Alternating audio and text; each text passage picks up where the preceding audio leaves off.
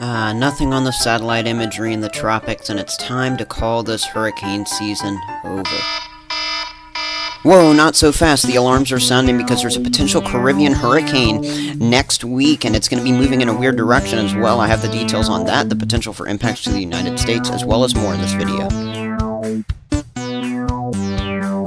One Nation Weather. Of course, I call it One Nation Weather here, but I've got you covered in the Caribbean as well. We're taking a look at your tropical satellite for us here on your November 10th. It's in the evening. Happy Friday to you. You made it to the end of the weekend, or the week, I should say. And now it's time for the weekend. We've got a cold front moving eastward across the eastern part of the United States.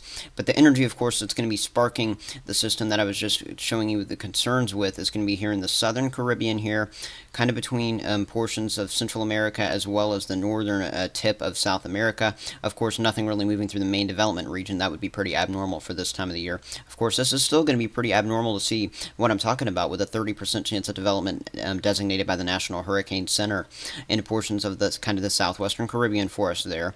And nestled in there, we're going to have just this energy kind of spinning around. And while the impacts to the United States look pretty limited, towards the Caribbean, that's where it's more significant. And then, of course, the waves could come crashing onshore and cause rip current issues everywhere. So let's kind of break this down with your GFS model precipitation tracker. You can see, first of all, as we go through the next few days, no problems, some heavier than normal precipitation, again, nestled in between Central America as well as the northern tip of South America, but it's going to take at least 5 days for this storm to even have a chance of development, as you can see as it sits there between portions of, say, Colombia as well as Honduras, these areas. Again, just some precip. Really, the Caribbean islands staying pretty dry overall during this period, just some scattered showers at times. But you can see once we get towards around, again, the November 14th, 15th time frame, about 5 days out, that's when it looks like some sort of organized system, or somewhat organized system, gets going here into parts of the Caribbean, and this could include portions of Jamaica on over there. So we're watching that very closely as that begins to get going. And then as it moves northward, that's when we would also begin to start worrying about some impacts, maybe grazing the Cayman Islands for us here, the southeastern tip of Cuba, as well as parts of Hispaniola, all in the line of fire if you follow this GFS model. And this is about 6 to 7 days out from when I'm filming this. In other words, this is around your November 16th, towards your 17th time frame when those impacts would be occurring. The GFS has indicated hurricane strength possible in multiple runs, and this has been going on for a very long time. The GFS model, it's not like one of its random robust model trends where it goes back to normal. No, this is, we're talking, the GFS has been persistent on this, so we need to monitor this with a very close eye. And then it looks like it's moving on off towards the northeast. By the way, subscribe to the channel for updates on the tropics and USA weather. Now let's head on over to the European model with your precip tracker there. You can see, again, a lot of precip south of Jamaica. This is actually a different color code with your European model, just so you can kind of differentiate. But you can definitely see some of the greens getting going, really indicating, greens indicating light to moderate precipitation at this point. Again, around that November 14th, 15th time frame, that's when the first signs of this begin to get going. But again, the GFS model already showing a difference here.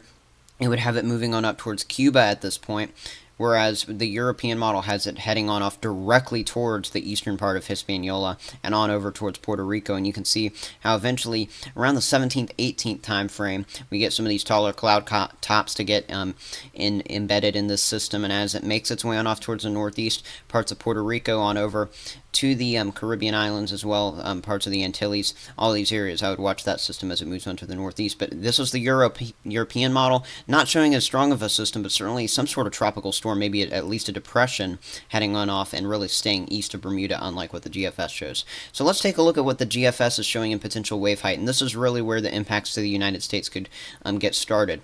You can see as we go towards your Friday, November 17th, again, that system moving its way on up into parts of Jamaica to the Cayman Islands, as well as portions of southeastern Cuba and Hispaniola. Again, Cayman Islands really getting brushed by this, but the wave impacts could definitely hit you. There were some 10 to 20 foot swells. Waves up to 20 to 25 feet, maybe hitting parts of eastern Cuba as well as Hispaniola, moving on up into the southeastern Bahamas as well. You can see the way they'll be breaking from east to west for us there overall. And then the system begins moving on off towards the north. You can see some of those purplish colors. And as this makes its way on up towards Bermuda, that's where we could see some 30, 40-foot waves possible there at the high end, according to this. But even along the east coast, some 10, maybe 15-foot waves, and of course the rip current risk that comes along with any tropical system there.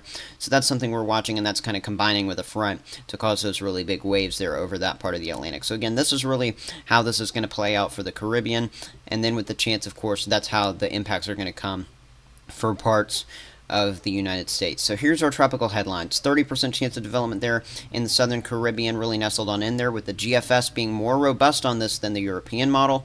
Cuba, Hispaniola, and the Caribbean are all at risk, but overall right now the threats and the timing, the impacts, all of this remain on the lower side in terms of certainty. But what I can tell you right now is that the models are becoming in at least some sort of agreement to where there will be some sort of system there during that time period. So that's our tropical headlines. Now I want to briefly touch up on the weather across the United States. Alright, so let's talk about the warm-up primarily that's going to come over, especially parts of the north central. You can see as we make our way towards the start of next week, this is November 13th, we've got temperatures around 5 to 10 degrees above average over the north central part of the country, with the only cooler areas along the east coast where, the front most recently moved through. But about 10 to 15 degrees above average, that's where we're going to be by around the middle to latter half of the week, especially over parts of South Dakota, Nebraska, surrounding areas there, maybe even 20, 25 degrees above where we should be in that region. Pretty much the entire country above normal around this time, with the exception maybe in a few west coast zones, but there's really going to be no spots that I'm expecting to be below average at this point. And we'll take a look at that graphic in just a second. But overall, you can get the point here, that warmth continuing to move eastward, I think, by the time we head towards the end of next week, removing any sort of cooler air along the east coast. And then it looks like the warmer air won't be leaving anytime soon, with no signs of cold blast with the European model that you're looking at here. 10 to 15 degrees above average readings remaining over the north central with the European model projections here, with the only cooler air trying to move in from the northwest, but just really nothing in the cooler department, at least through this point. But wherever there's warm air, there's a southerly flow. Wherever there's a southerly flow, you get the chance for some new storms to get going. And with your precip outlook, you can see pretty much the entire country above average, but especially along the southwestern coastline for your November 16th through 20th. So I would anticipate the chance for some cross-country storms to really begin increasing around mid-November. And with that being said, that could also increase the chance for some cooldowns to eventually come behind it. But in the near term, I showed this graphic a couple days ago in a video. November 16th looking above average across the entirety of the country, with well above average conditions over the central, but especially the north central parts of the United States. So that's it for this USA weather update touch-up. Of course, I'll have a more U.S.-centered forecast over the weekend. But like, subscribe, comment if you're in the Caribbean, the USA. I've got all the details you need to know right here, so go ahead and subscribe.